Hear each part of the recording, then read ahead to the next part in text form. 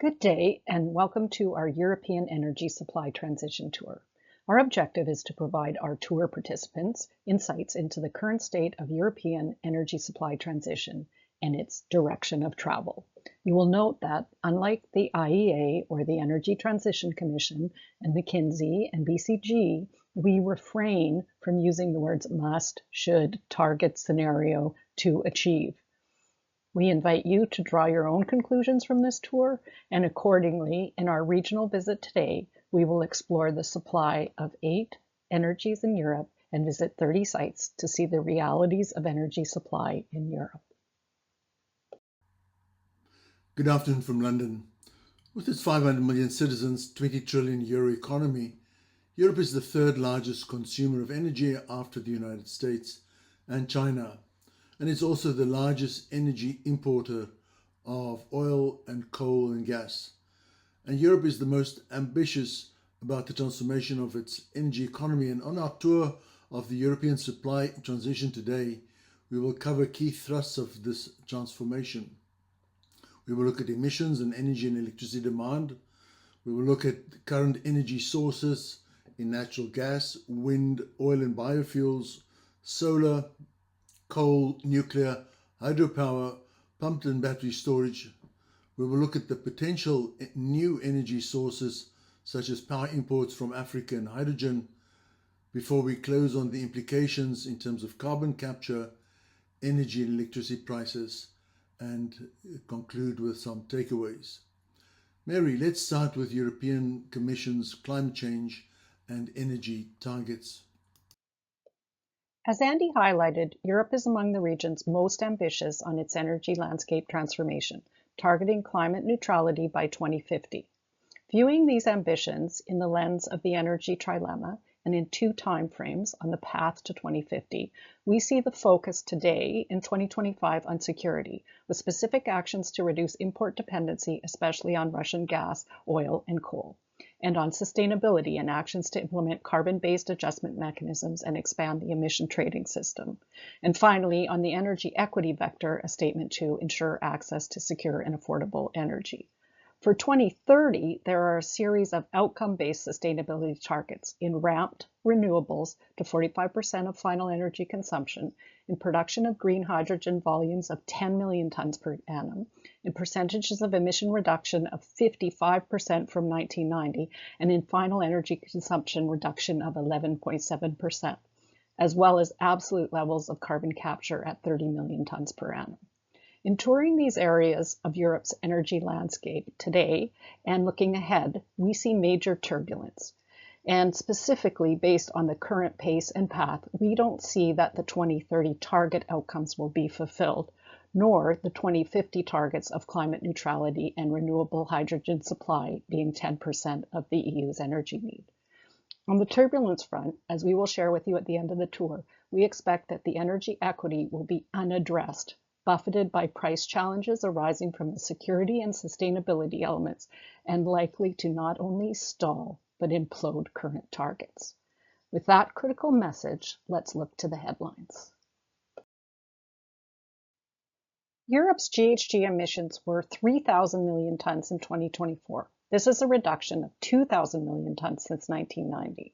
The headlines in Europe speak to the current experience and further introduction of EU mechanisms deployed to identify, cap, trade, and price emissions towards achieving stricter control and the reductions in advancing its goal of net zero. The headlines speak to increased emissions from prioritization of some security and equity considerations associated with coal use amid rising carbon prices and stricter caps, and added measures such as the introduction of the carbon border adjustment as a mechanism to address leakage, for which during the 2023 to 2025 reporting period, reporting is only required, and from January 1st to 2026, importers must buy carbon border adjustment certificates covering these emissions. So Andy, as a side visit, let's see the path of European GHG emissions in numbers. As we see at marker 1, in 1990, European greenhouse gas emissions were close to 5,000 million tons. And European greenhouse gas emissions have decreased by about 1/3 from that since 1990. And today we see at Market 2 that it's at just over 3,000 million tons. For comparison, China is at 16,000 million tons and the USA at 6,000 million tons.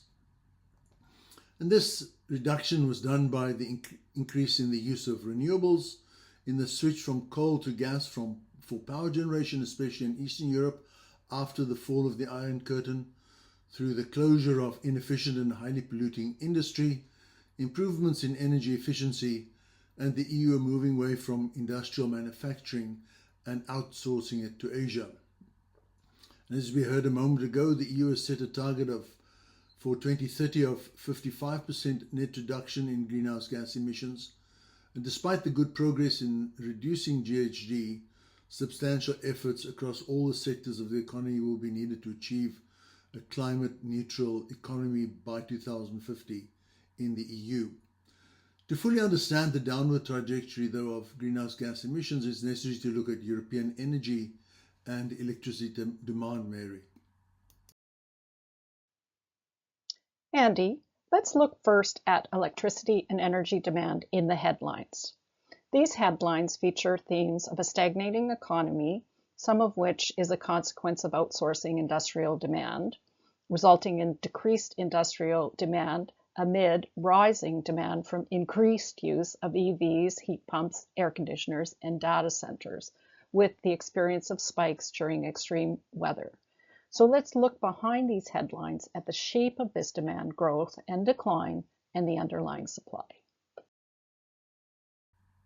As we can see in the top middle, European energy demand has been declining since it peaked in 2005, mainly as a result of a decline in production of steel and cement and aluminum and cars and other industrial goods, which is being outsourced to more efficient and lower cost regions of the world, mainly Asia. And this decline since 2005 is despite continued regional population growth, which is up 3% since 2005 due to the net immigration, more than offsetting low birth rates, and economic growth, which is up a total of 25% since 2005 in real terms. Bottom right, we see that oil is 33% of primary energy, mostly imported and declining slowly. Gas, bottom left, is 33%, mostly imported and declining slowly.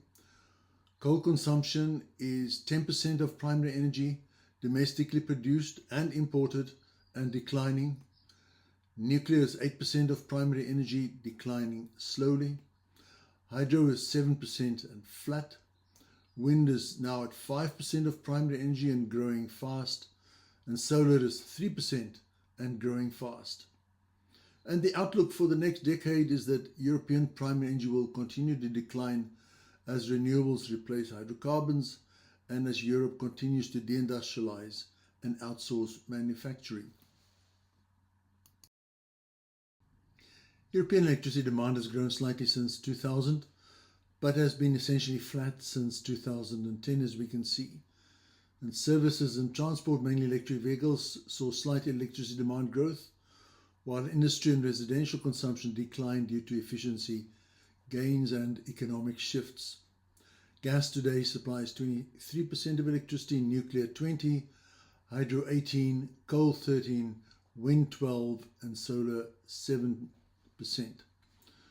More importantly, we see bottom left that in the year 2000, Europe had 613 gigawatts of installed capacity, of which 12 gigawatts was renewables.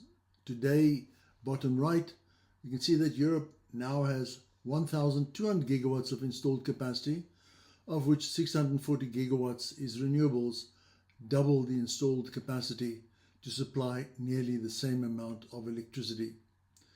And this means that Europe is carrying the cost of two electricity systems to reduce greenhouse gas on the one hand, but with the resulting major increase in electricity prices.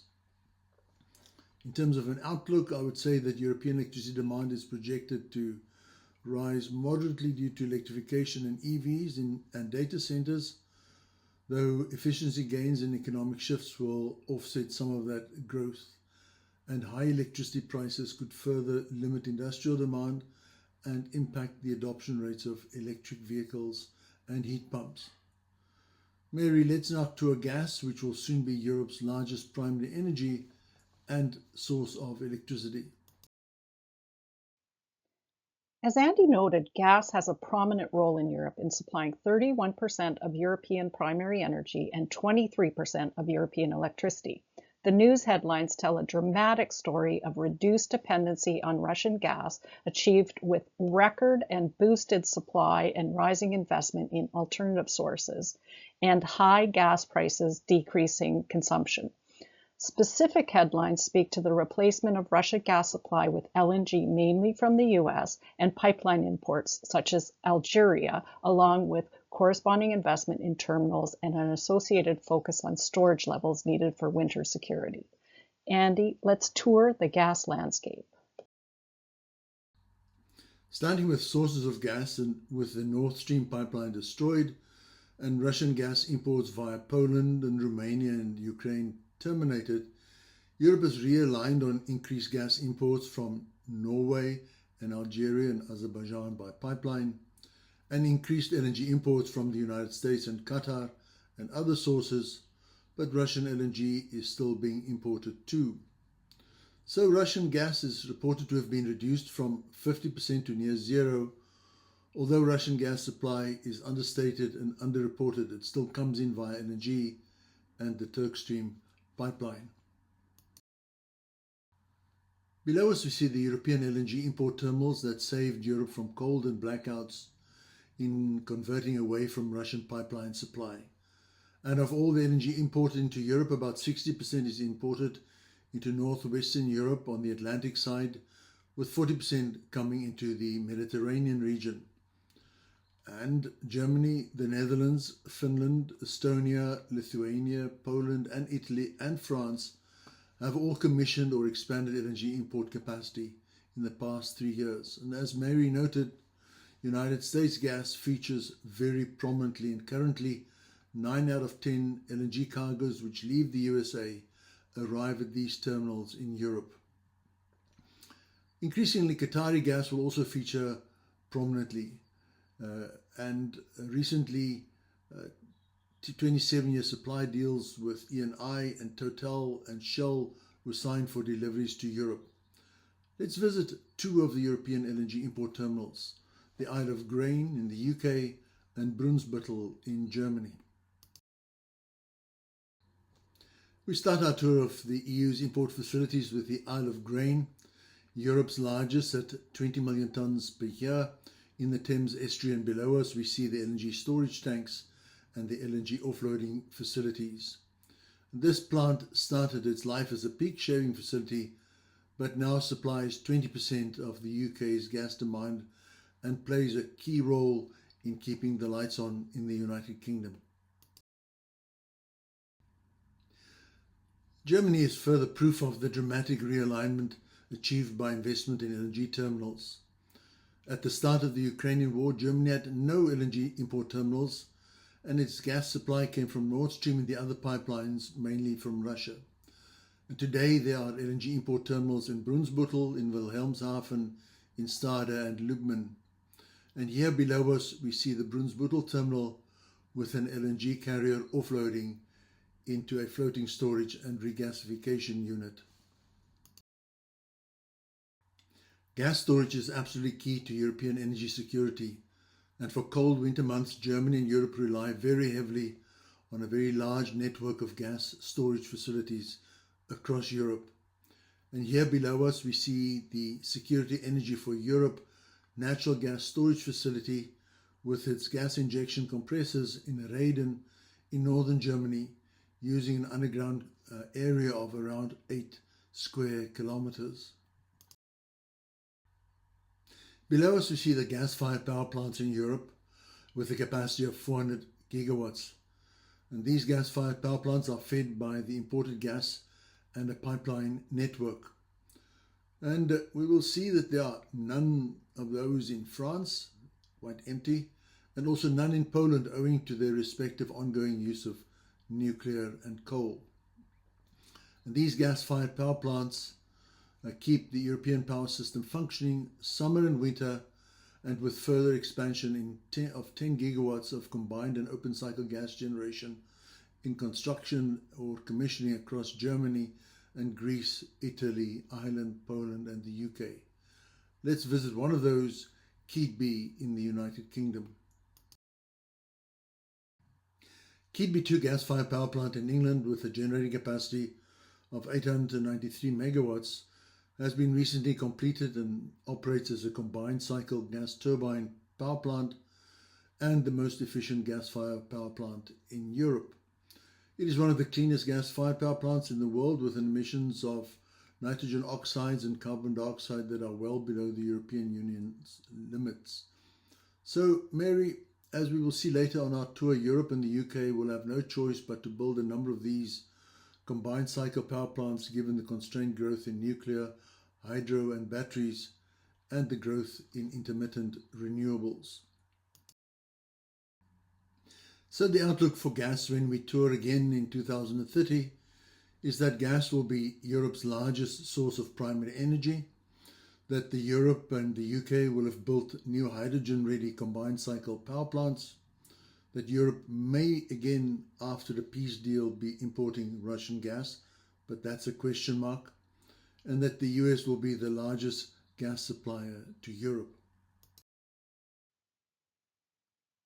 Now we explore another growing source of supply to Europe's energy system, wind, which currently contributes 5% of European energy and 12% of electricity generated and is growing in contribution. European headlines feature this growth and opportunity and notable challenges with expanding the role of wind in the expansion opportunity for offshore wind, in challenges for onshore wind with opposition in land use and visual impact conflicts, and challenges in supply chain and supply chain reliance in geopolitical stress.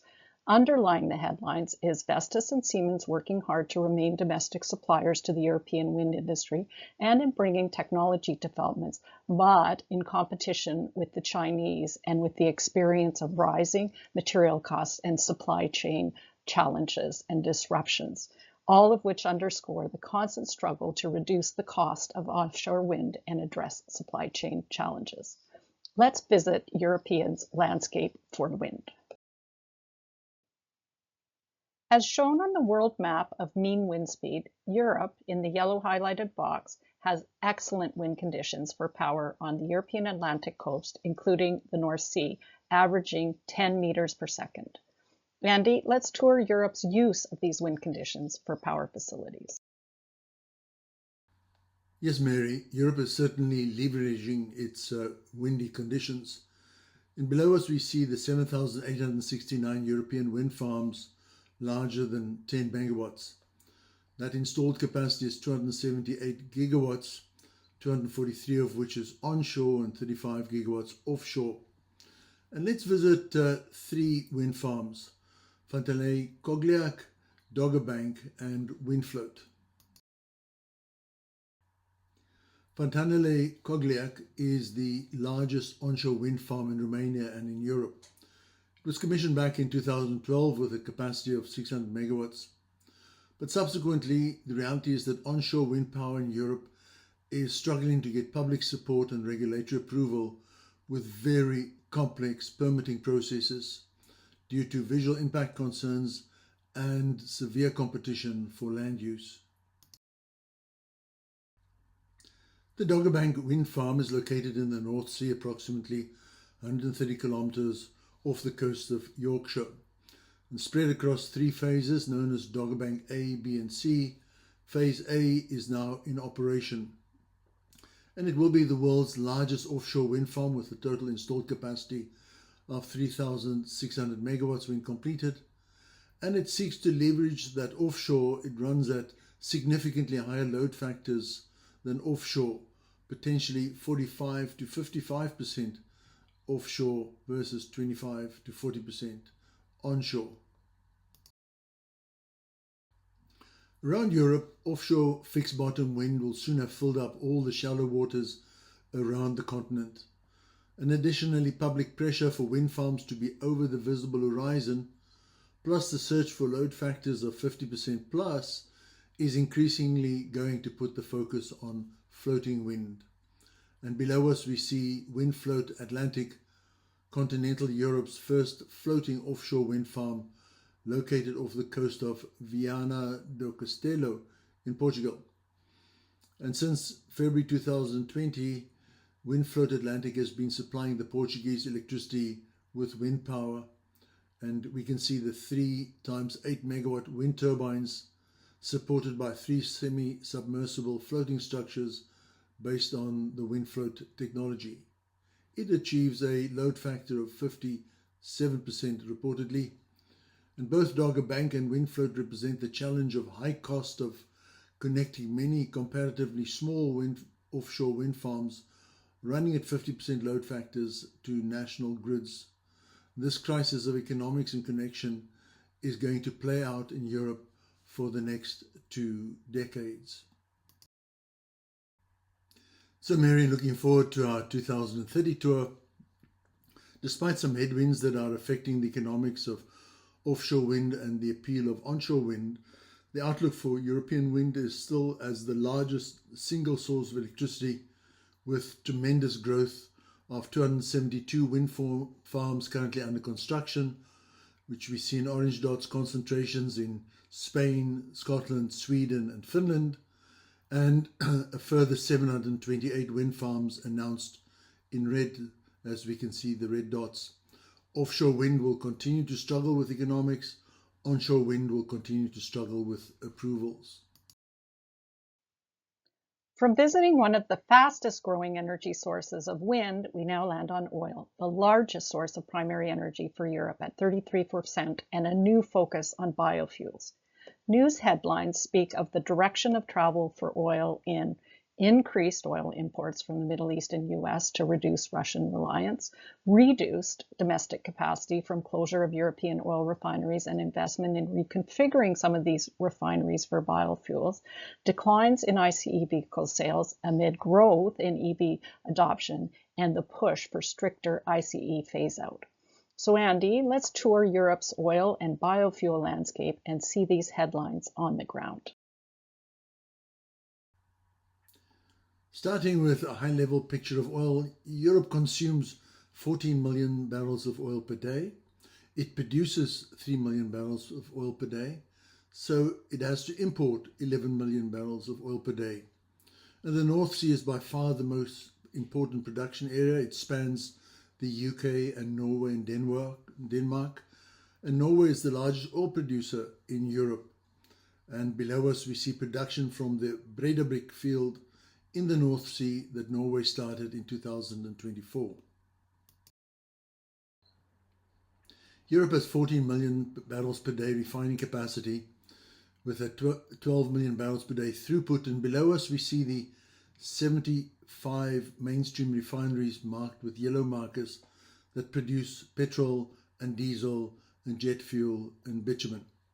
There are also 14 specialized refineries producing lubricants, condensate and some bitumen. They supply the 140,000 filling stations in Europe for Europe's 280 million internal combustion engine vehicles. Let's visit one of those refineries, which is the Pernis Energy and Chemical Complex in Rotterdam. Here we see Pernis, the largest refinery in Europe. It's operated by Shell, and importantly it produces petrol or gasoline, ultra-low sulfur diesel, jet fuel for European airports, LPG for cooking, heating and transportation, naphtha, feedstock for the production of chemicals and plastics, sulfur for sulfuric acid, asphalt for roads, lubricants, waxes and bitumen. And it is also in part being expanded to being a biofuels plant. My view is that the outlook for refining is that an increasing share of electric vehicles in Europe will reduce the demand for diesel and petrol or gasoline in the long term. And this has significant implications for the future of refining in Europe. Refiners have already started to respond to this new reality, as well to the policy to push an increase in the share of renewables in transport, and several oil refineries have already been turned into biorefineries, and oil companies are anticipating these trends with additional new investments. To support the adoption rate and use of electric vehicles in Europe, Europe now has 900,000 public charging points, and they range in capacity from 3 kilowatts up to 400 kilowatts. In the bottom right, we see that 28% of vehicles are now electric, from 14% battery electric and 14% plug-in hybrid. And in terms of an outlook for electric vehicles, this growth and adoption penetration is expected to continue and be aided by the phase-out policies of Europe.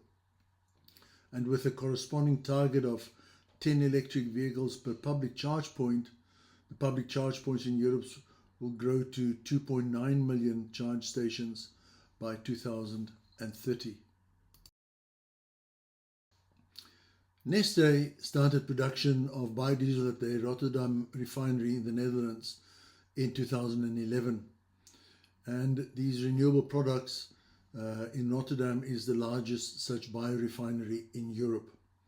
It's being expanded, and that expansion will be online in 2026, and half of its production will be sustainable aviation fuel for European airlines. So Mary, when we tour Europe in 2030, I expect that oil will no longer be the largest primary energy in Europe, that there will be an equal number of electric vehicles and internal combustion engine on European roads, and that Europe will, however, still be the largest importer of oil in the world. Given poor solar conditions in Europe, 300 gigawatts of solar panels produce just 3% of primary energy and 7% of electricity. Despite this relatively low penetration, news headlines speak of solar tracks, of rapid expansion in utility scale and increased adoption boosted by subsidies and incentives driving continued growth of solar in Europe with associated integration of energy storage solutions. A slump for 2024 in growth from constraints associated with needed battery storage deployment pace and despite subsidies and reduced panel and installation costs. Let's make a side visit to see how Europe compares with other regions in terms of solar radiation. As we can see clearly, the sun doesn't shine as strongly on most of Europe, as evidenced in the concentration of blue, green, and yellow shading over Europe versus the yellow, orange, and red in other parts of the world. So the photovoltaic power potential of Europe is low and moreover is the lowest of all inhabited continents. Germany, the country with the highest solar capacity in Europe, has a capacity factor of just 10% on its installed capacity of 100 gigawatts. Fortunately, Spain is more endowed and can leverage this in the build-out of solar. So Andy, let's tour Europe's solar landscape given these solar conditions and see its build-out of solar farms and rooftop solar. Yes, Mary, Europe has built 15,654 solar farms larger than 20 megawatts, and that combines for a total installed solar capacity of 300 gigawatts. And as you noted, we see a massive concentration of solar farms, specifically in Germany, Spain, but also in France and in the south of England. Let's visit two solar plants in Germany, the country that founded global solar industry on the demand side, Witznitz and Marl. Europe's largest solar farm is here in Witznitz near Leipzig in eastern Germany on a former lignite open pit mine. It has a capacity of 650 megawatts. 600 megawatts of its solar power produced is contracted to Shell, which then sells half of that to Microsoft to help Microsoft meet its commitments of having 100% supply of renewable energy by 2025. Rooftop solar is very big in Germany. And below us we see the Metro Logistics Center in Marl with its 18 megawatt of rooftop solar. And that system generates enough electricity to meet their own needs at the site, but also feed some surplus back into the grid. And for Metro as an international wholesaler, climate protection is of particular importance in many areas. and with 102 stores in Germany alone, the challenges are to renew the heating infrastructure everywhere, the conversion of their cooling systems to natural coolants, and the expansion of their electric fleet. And looking at our tour in 2030, Mary, European solar will continue to expand, and below us we see the large solar farms under construction, in fact 408 of them in orange and a further announced 422 in red. And by then solar will have overtaken coal as a source of electricity, and everybody will agree that there's been rapid growth of solar, especially in Spain, Portugal, Italy and Greece. We now land on coal in Europe, supplying 10% of primary energy and 14% of electricity, where we still see a resurgence in use to support system security amid growing penetration of renewables and realignment to non-Russian gas. Coal in Europe is mainly used for electricity generation in power plants, but is also essential for industries like steel and cement production, some chemical processes, and less commonly home heating. Accordingly, news headlines speak to a long goodbye in temporary resurgence and infrastructure adaptations amid Europe's shifting coal imports to new suppliers, moving away from Russia. Even increasing coal use while gas supply is changed from Russian pipeline gas to non-Russian LNG. As a longer goodbye through process of phase out with support in transition. Here, Eastern Europe and Germany still use coal, and the EU is having to support coal regions in their transition. So, Andy, let's now turn coal. Europe has 150 gigawatts of coal-fired power capacity at 200 major coal-fired plants, and we see some of the largest ones with red markers below us. Note that there are now none left in the United Kingdom. And before the Ukrainian war, half of those were scheduled to close by 2030, but those plans are being looked at again. Coal-fired power generation declines every year, but it is still as large as wind and bigger than solar. Let's visit two of those, Belchatow in Poland and Puertollano down in Greece. Below us from space, we see the Belchatow power plant in Poland, the world's largest lignite-fired power station with a capacity of 5,100 megawatts. It is the largest thermal power station in Europe and fourth largest fossil fuel power station in the world. And the Belchatow lignite mine, which we can see quite clearly, is one of the largest open pit mines in the world. It spans 30 square kilometers, 12 kilometers long and 3 kilometers wide at its broadest point. And it produces 20% of the total power generation in Poland. It is also the largest carbon dioxide emitter in the EU with annual CO2 emissions of 35 million tons. The construction of Puertollano 5, the last new coal plant in Greece, is now completed. It runs on domestic coal in Greece. But the plant will only run for a short period of time on coal. It is due to be converted to gas this year as Greek state-owned utility PPC makes a rapid transformation from coal to renewable energy and gas as part of the country's commitment to ending coal use by 2025. All the other coal plants in Greece are currently scheduled for closure this year. The outlook for coal-fired power generation in Europe is somewhat unclear in the short term, as Germany, Austria, France and the Netherlands have all announced plans to reactivate coal-fired power plants amidst an energy crisis created by Russia's invasion of Ukraine. As Mary said in her opening remarks, coal is also extensively used in steel making in Europe.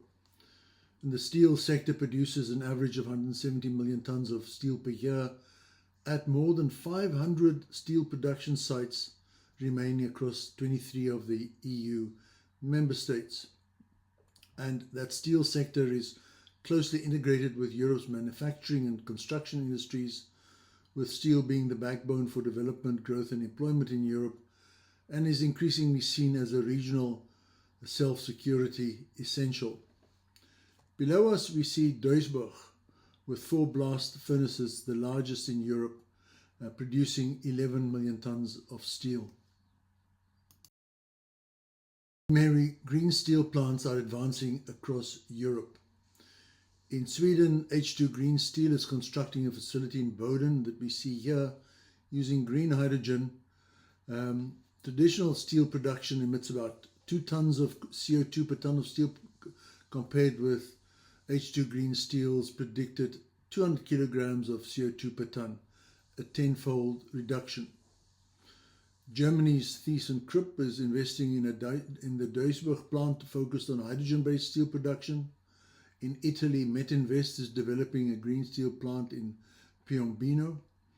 But with green hydrogen supply significantly uncertain, the capability to replace fossils in the near term seems quite limited. So Mary, when we tour European coal again in 2030, I expect us to see that Belchatow is still in operation, that coal-fired power will be smaller than wind and solar in power generation, and that the first green steel may have been produced.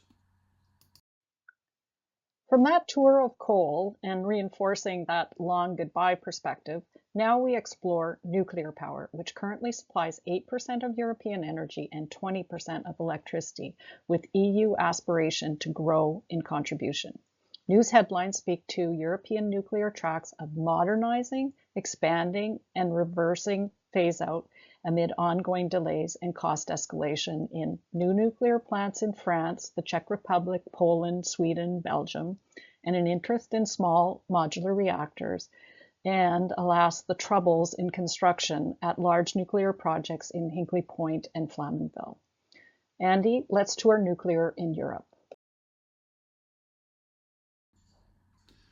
Below us, at each of the purple markers, we see the European nuclear power plants in operation with a capacity of 150 gigawatts.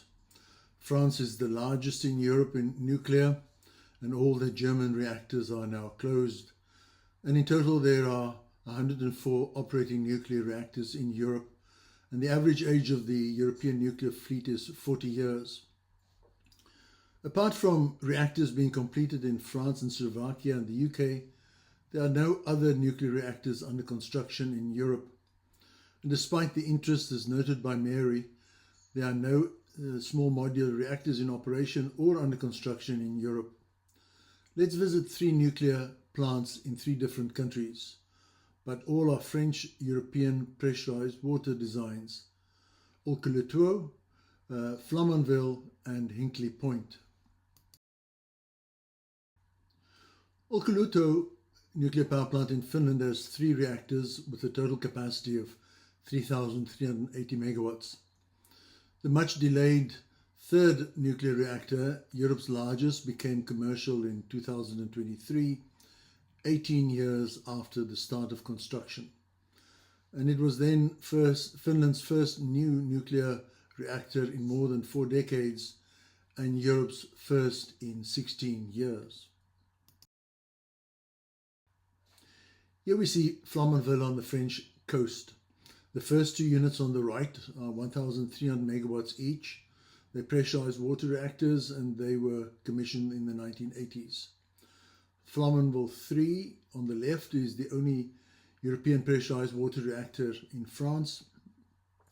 It's 1,650 megawatts and it's similar to the Olkiluoto design that we saw earlier in Finland, Hinkley Point C in the UK, and Taishan in China. Its commercial operation date was 2012, but multiple delays, design issues and construction issues and regulatory hurdles have delayed that considerably. In 2024, ASN, the France Nuclear Regulatory Authority, granted EDF approval to commence the startup of Flamanville 3, and following that 12-year delay, and it is likely to be in full commercial operation later in 2025. And the lesson and implication is that even a country with the fantastic nuclear capability and scale of France runs into expansion and completion difficulties. Hinkley Point C is the first new nuclear power station to be built in the United Kingdom for over 20 years.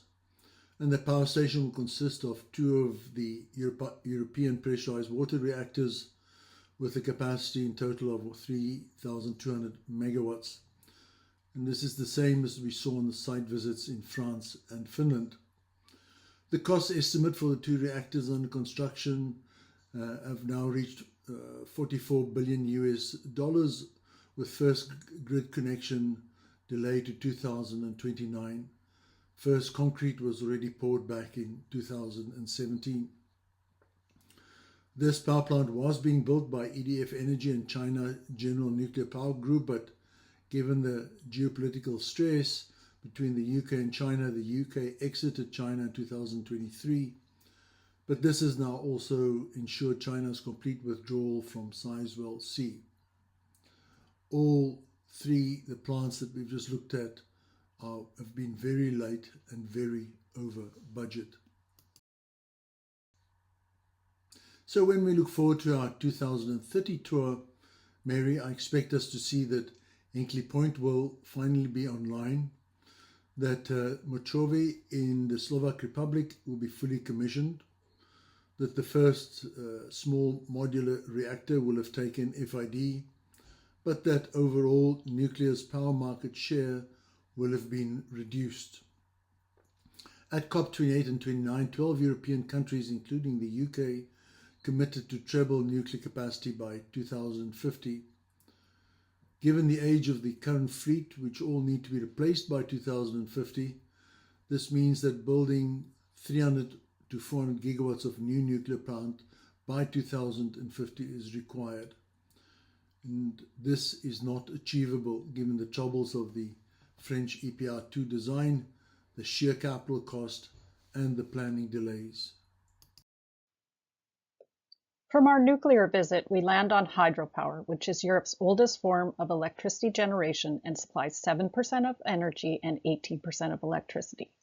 Hydropower has a solid base in some notable European countries, yet growth is effectively stalled.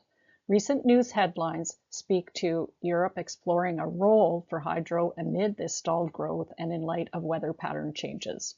About hydro development tied to aluminum production for the green certification of European aluminum, the push in Europe for more pump storage.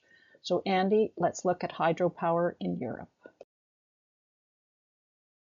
Europe has 259 gigawatts of installed hydropower at 600 major hydropower plants on many lakes, and the Danube, the Rhine, the Drava, the Rhone, and the Dnieper, but also many other small rivers. There are no large hydropower plants in Europe, in fact not even one in the top 70 large plants in the world. And the European hydropower plant fleet is very mature, with an average 45-year age. They were all built at a time when it was politically and financially easier to build massive dams at these European water bodies. The countries with the most significant hydropower are Norway with 34 gigawatts, Turkey with 33, France with 26, Italy with 23, and Spain with 60. Most of the new recent hydropower additions were in Turkey and Norway due to public opposition to more areas, often in protected areas, being flooded. And Europe now is extremely focused on pump storage hydro, given how far behind it is in battery storage. Let's visit two hydro plants, Kvilldal in Norway and the Yusufeli Dam in Turkey. Norway is the largest hydropower producing country in Europe, and it is nearly 100% reliant on hydro. Kvilldal is located in the southwest of the country, has an installed capacity of 1,240 megawatts, making it the largest power station in Norway. But more importantly and significant, Statnett of Norway and the national grid of the UK have connected Norway to the UK via the North Sea link cable from Kvilldal in Norway to Blythe in the UK. And that North Sea link is now the world's longest subsea power interconnector. The nearest and newest hydro expansion in Europe, or perhaps I should say in expanded Europe, is in Turkey. And here we see the Yusufeli Dam located in Artvin in northeastern Turkey. And it has been designed as a beautiful double curvature concrete arch dam with an electrical capacity of 558 megawatts, commissioned in 2023. Looking forward to our 2030 tour of hydro, I predict that there will be no major EU hydro plant that will have been added, and that the hydropower market share will have been slightly reduced as electricity demand grows and hydro not keeping up. As noted earlier in our presentation, Europe now has intermittent renewable capacity of 560 gigawatts, supporting 18% of electricity, which in penetration is creating real system stresses in the need for accelerated storage solutions. And the news headlines bear this out in the need and focus on accelerating storage solutions of emerging strong support, both regulatory and funding models, for pumped storage hydro, along with ambitious pumped storage hydro plans in regions like Scotland. The rapid expansion of grid-scale batteries and home batteries with funding support for further penetration and innovation. And last, the painful, unsuccessful attempts to establish Northvolt as a European battery manufacturer, and Tesla extending its reach to now also manufacture batteries in Germany amid exposures felt in Europeans' battery supply chain. Andy, let's tour the storage landscape in Europe.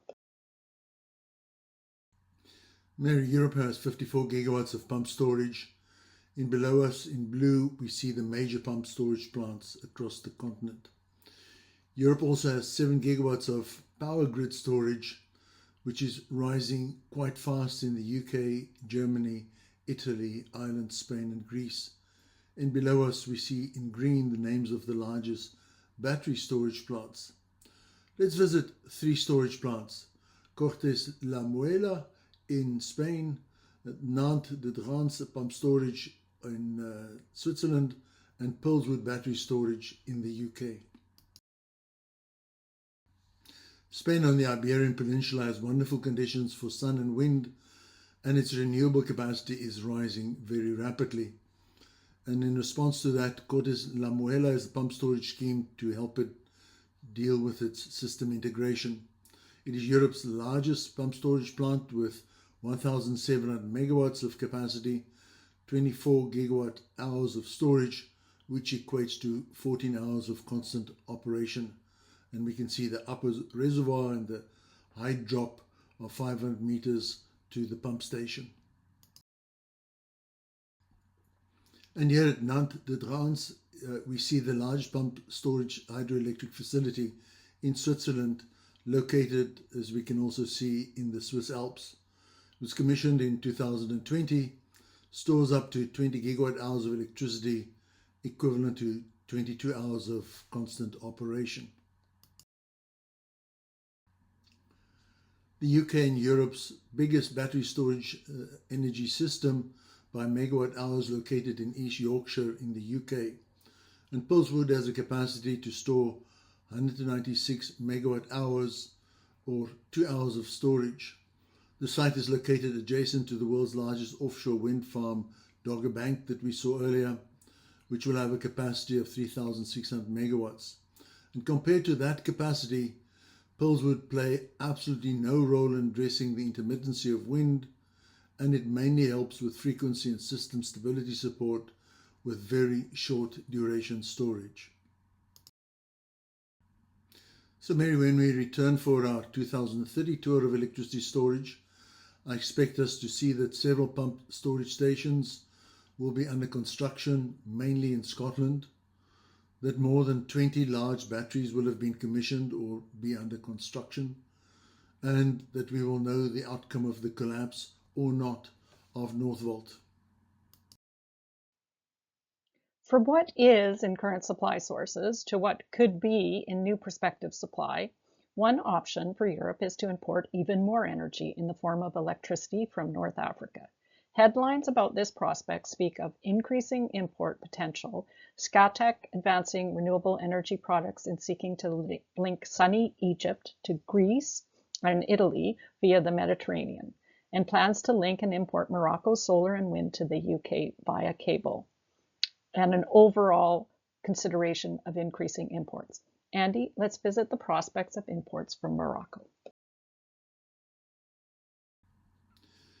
X-Links is a proposed undersea transmission link from Morocco to the UK through the challenging coastal waters of Spain, Portugal and France.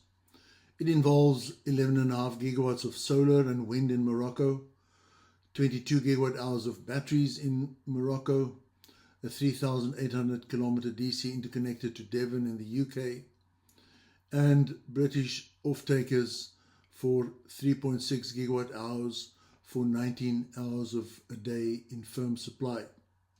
Time will tell whether engineers can build the system, whether off-takers can bear the cost, and financiers can make the return. So Mary, when we return in 2030 for our Power Imports tour, I predict that we will be able to see whether X-Links has in fact taken FID. It will not yet be in operation. And we will also see that links between Europe and Egypt, Tunisia, Algeria, through power links under the Mediterranean will be studied and possibly advanced. At the outset, we noted EU energy plan targets for green hydrogen as significant new energy supply source. In 2022, under the Repower EU plan, Europe set these targets for renewable green hydrogen production by 2030 of 10 million tons of production within the EU and 10 million tons of imports from international partners.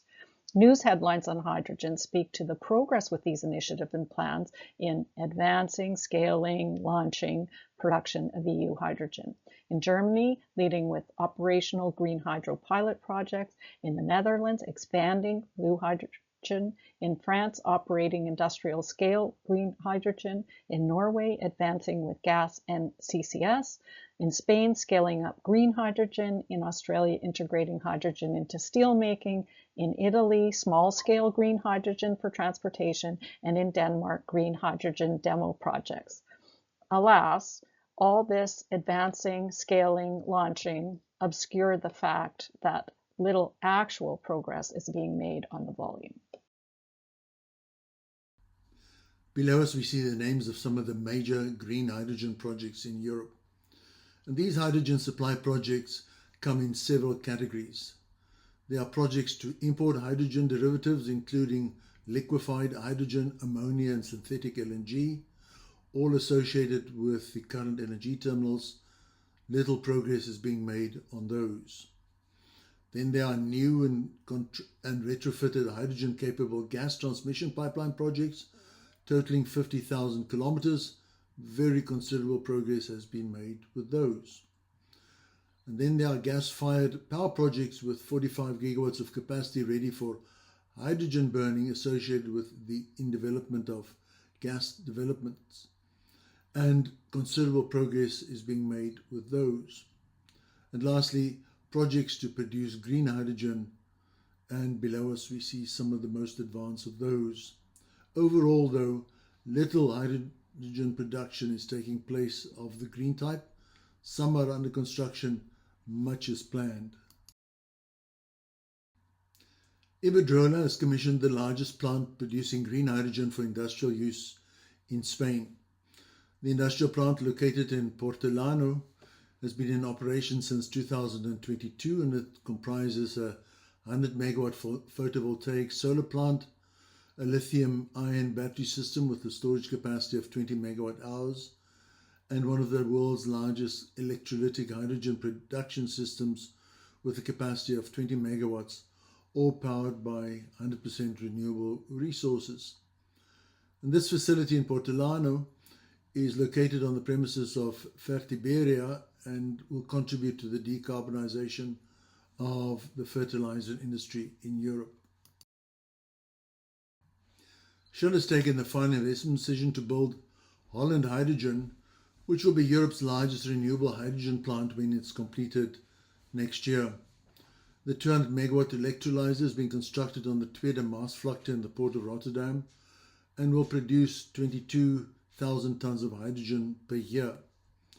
The renewable power would come from the offshore wind farm Hollandse Kust, and the hydrogen produced will supply the Shell Energy and Chemicals Park Rotterdam by way of the High Transport Pipeline 1, which will replace some of the grey hydrogen currently used in the refinery. And this will partially decarbonize the facility's production of energy products like petrol and diesel and jet fuel. The plant has now achieved grid connection. And so, Mary, when we return in 2030 for our hydrogen production and import tour, I expect us to see that green hydrogen production has risen to just less than 1 million tonnes per year, that green hydrogen and methanol imports are also much less than 1 million tonnes per year, that the Brunsbuttel Green Hydrogen Island in the North Sea of Denmark has not yet taken FID, and that the South H2 corridor from North Africa into Southern Europe is still being studied. As noted at the outset, the EU has a target for carbon capture and storage, and accordingly, CCS is gaining momentum, driven by Europe's stated intent to meet climate neutrality by 2050.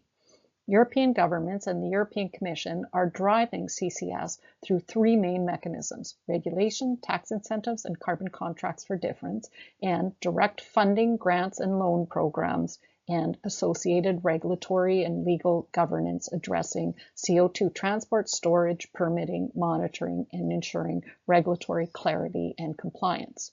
The news headlines reflect this CCS activity in Norway, UK, Netherlands, Denmark, Iceland, Sweden, and Germany.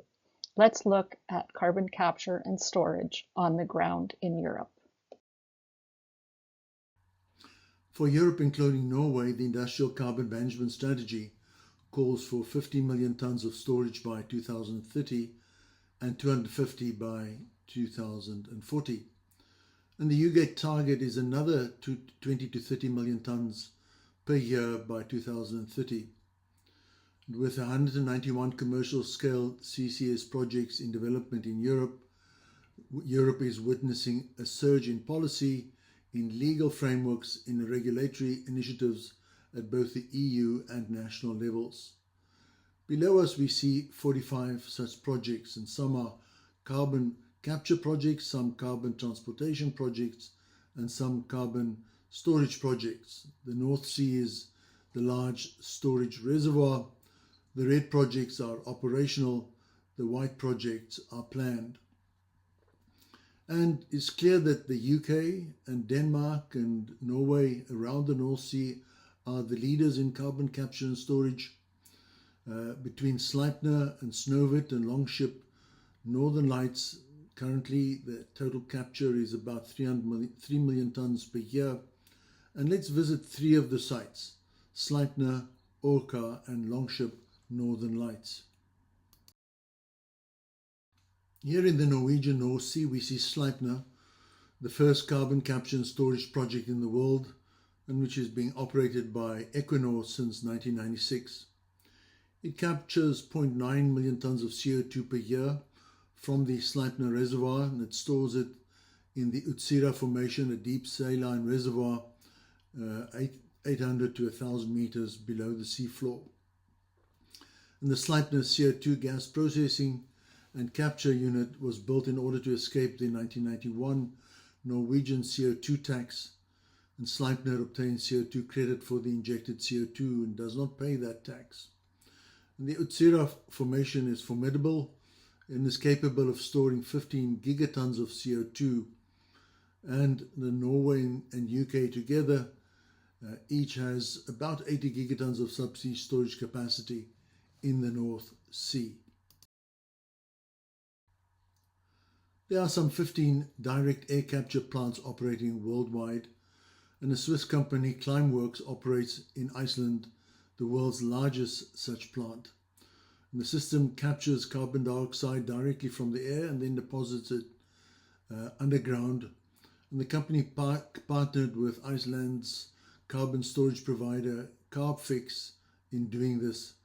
It captures what is relatively small, 3,600 metric tons of CO2 per year, plant is called Orca, the Icelandic word for energy, and a series of very high-tech filters and blowers capture the CO2 from the air. You can see them on screen.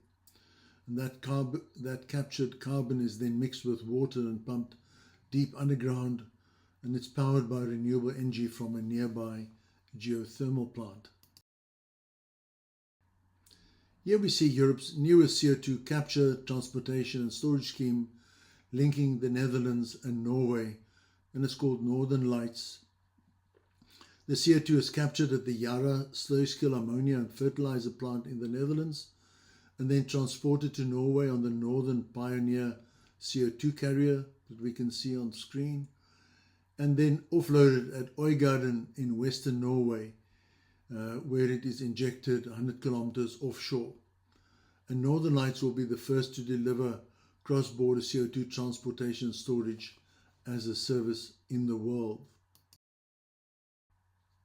So Mary, the outlook for our 2030 tour as far as carbon capture and storage and transportation is concerned is that we may see close to 30 million tons annually of carbon capture and storage, and major projects such as Net Zero Teesside, HyNet, Acorn and Viking all progressing in development. I predict that we will see faster growth in carbon capture and storage than in green hydrogen, but also that EU penalties will begin to apply for lack of progress with CCS for developers. As we start to conclude our tour, we now take a moment to ensure we have followed our tour plan, including the framing elements introduced at the outset for the EU energy trilemma. In our tour, we have reviewed EU energy supply primarily through the lens of existing supply and outlook for supply targets associated with security and sustainability. We now touch on the outstanding element of energy prices and affordability. Here, the 2024 news headlines speak of high European energy prices and higher even than compared to global averages in the US and China. And within this high-priced environment, ongoing spikes and volatility in European energy prices. Andy, let's look further into the landscape of Europe's energy and electricity prices. Yes, Mary, as European energy consumers are acutely aware, European electricity, petrol and natural gas prices are the highest in the world. In fact, European petrol prices are twice the world average. European natural gas prices are also twice the world average. And European electricity prices are 2 to 3 times the world average. And there are 3 causes for this. Firstly, Europe imports 2/3 of the energy it consumes. And secondly, the hidden cost of the energy transition, especially having to bear the cost of 2 complete electricity supply systems, as I explained earlier. And thirdly, high taxes on energy, including the emissions trading system. Now, in summing up on our tour and landing back where we began in the trilemma frame of energy security, sustainability, and energy equity and prices, we are of the view that the 2030 targets and outcomes are not achievable. Further, we will see that the 2025 action by the US to aggressively reset global trade and geopolitical relationships will drift Europe further away from its goals. In particular, for 2030, renewables at 45% of final energy consumption, green hydrogen production of 10 million tons per annum, and carbon capture volumes of 30 million tons per annum will not be achieved, while the GHG and final energy reductions could be achieved.